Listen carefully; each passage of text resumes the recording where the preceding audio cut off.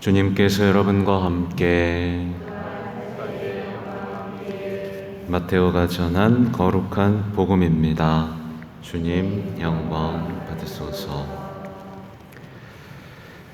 그때 예수님께서 고향에 가시어 회당에서 사람들을 가르치셨다. 그러자 그들은 놀라서 이렇게 말하였다. 저 사람이 어디서 저런 지혜와 기적의 힘을 얻었을까? 저 사람은 목수의 아들이 아닌가? 그의 어머니는 마리아라고 하지 않나? 그리고 그의 형제들은 야고보, 요셉, 시몬, 유다가 아닌가? 그의 누이들도 모두 우리와 함께 살고 있지 않는가? 그런데 저 사람이 어디서 저 모든 것을 얻었지? 그러면서 그들은 그분을 못마땅하게 여겼다. 그러자 예수님께서 그들에게 이르셨다. 예언자는 어디에서나 존경받지만 고향과 집안에서만은 존경받지 못한다. 그리고 그들이 믿지 않으므로 그곳에서는 기적을 많이 일으키지 않으셨다. 주님의 말씀입니다.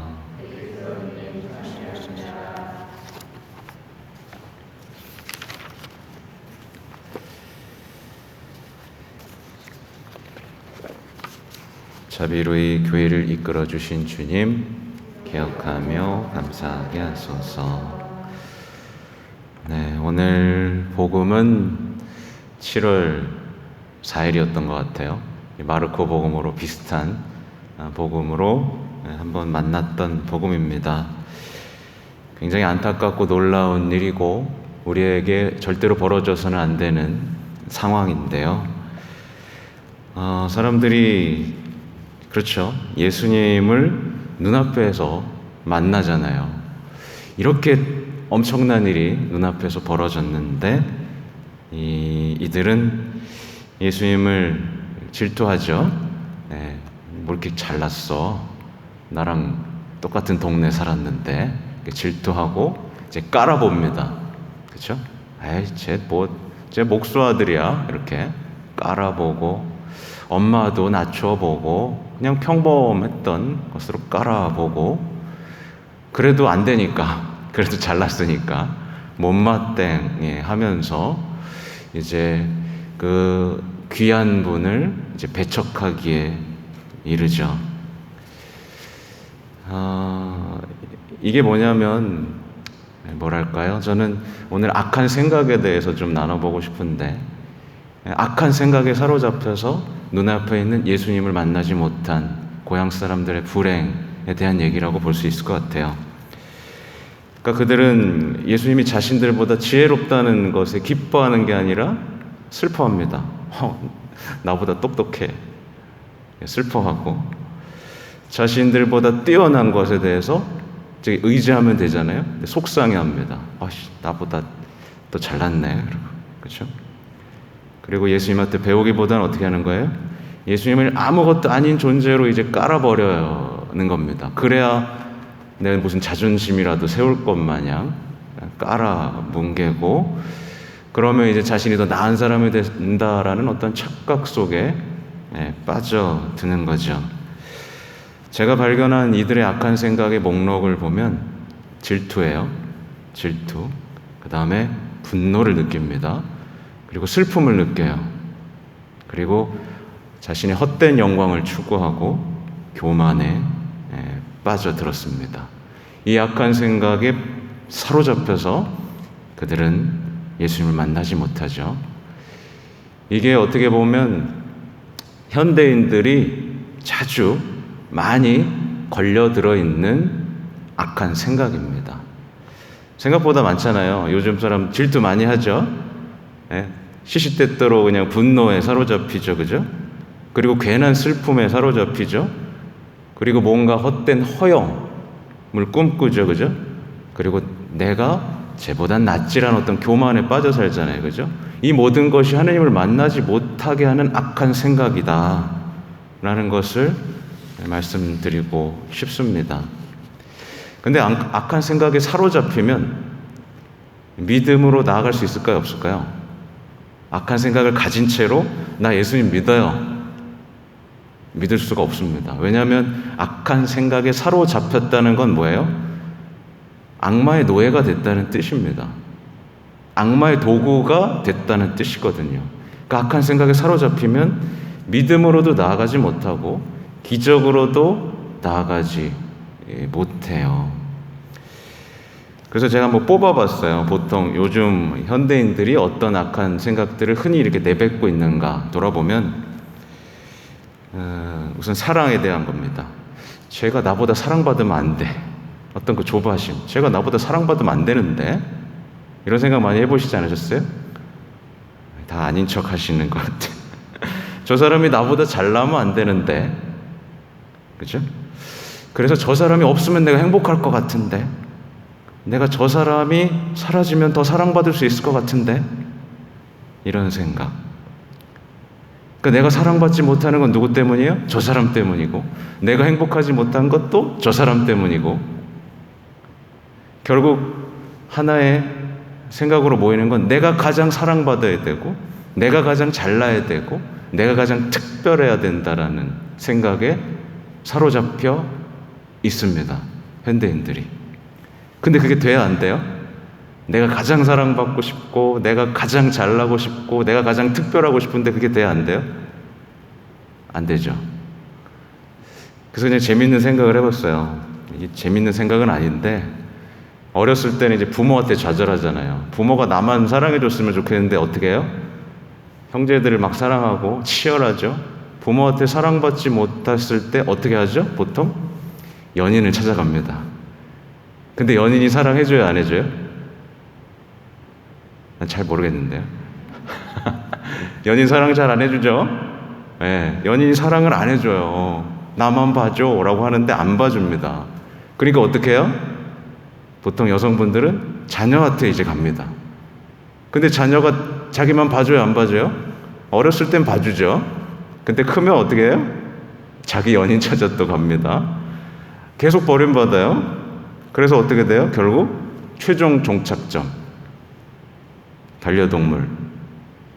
반려동물 나만 봐주거든요. 그렇죠? 반려동물 아니면 어떤 중독에 빠져서 나를 알아주는 것에 슬픔을, 안 알아주지 않는 나에 대한 슬픔을 달래죠. 그럼 어떻게 하면 여기서 벗어날 수 있을까에 대한 답은 오늘 복음 속에 또 숨어 있습니다. 그러니까 이들하고 전혀 다른 삶의 방식으로 삶을 살아냈던 누구예요? 예수님의 아빠와 엄마의 모습입니다. 예수님의 아빠와 엄마, 성요셉과 성모님 얼마나 대단하죠, 그죠? 얼마나 대단합니까? 근데 그 사람들 눈에는 한낱 뭐로 보였어요? 그냥 목수, 가난한 목수. 그리고 마리아라는 이름이 얼마나 흔했는지 아시죠? 그냥 마리아로 불렸습니다. 놀랍게도 실제로도 성경에도 성요셉과 성모님에 대한 얘기는 거의 나오지 않아요. 이게 성모님의 참된 신심에서도 언급되는 내용인데 두 분은 언제나 숨어 있기를 원했습니다. 드러나지 않기를 원했어요. 오직 누구만 알아주면 되는 거죠? 하느님만 알아주면 되는 겁니다. 오직 하느님만 알아주시면 만족하는 거예요. 그래서 하나님께서는 성모님께 모든 것을 주셨지만 성모님이 드러나지 않는 것을 허락하신 거죠. 여기도 플러스 돼서 또 누가 있냐면 사실 예수님도 그렇습니다. 그 대단한 예수님이 30년 동안 드러나셨어요? 안 드러나셨어요? 안 드러나셨습니다.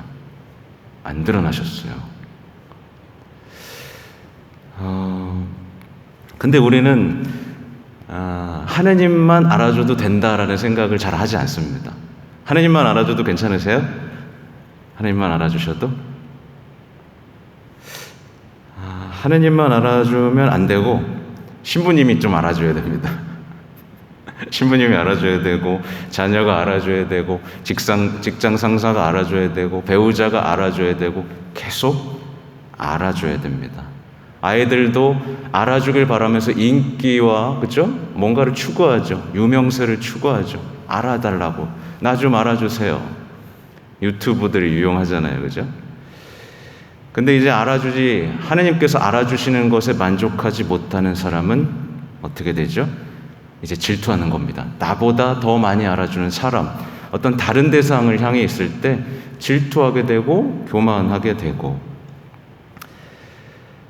이런 것들이 아까 제가 언급드린 거, 헛된 영광을 추구하는 거죠. 하느님이 아니라 다른 것들로부터 알아주기 위한 그 헛된 영광. 근데 그게 채워지지 않을 때는 분노, 슬픔이 반복되는 삶으로 이렇게 계속 돌아갑니다.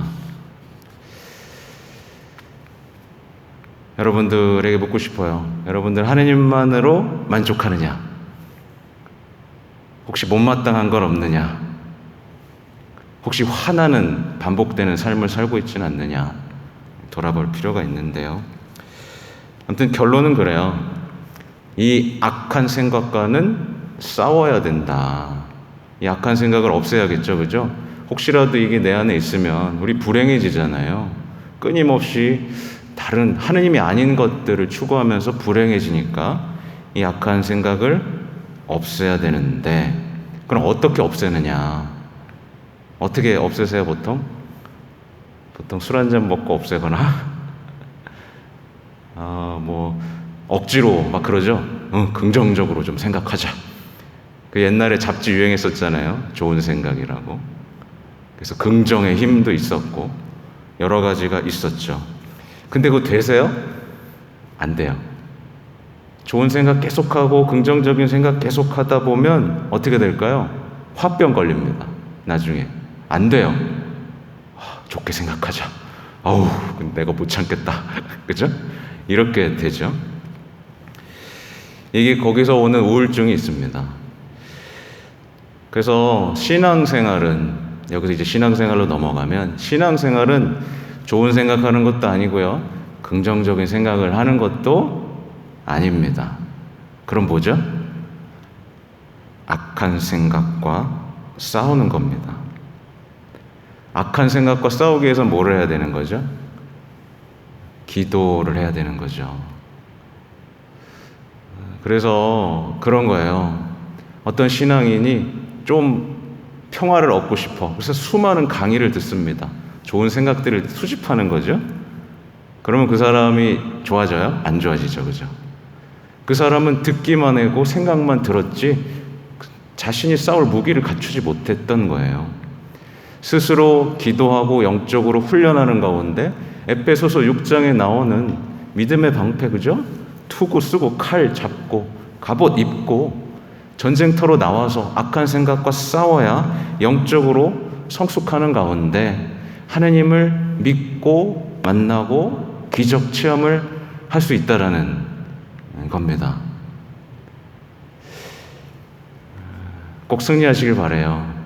승리하십시오. 제가 책을 깜빡 잊고 안 갖고 왔는데, 안티레티코스라는 책이 있습니다. 고대 수도 승이었던 에바고리오스 폰티쿠스인가? 기억이 잘 안 납니다. 신학교 때 한창 빠져가지고 이렇게 여러 가지 책들을 본 적이 있는데, 제 블로그에 가면 나와요. 안티레티코스라는 책과 또 안셀렌 그림 신부님이 이제 현대어로 해석한 책도 나와 있습니다.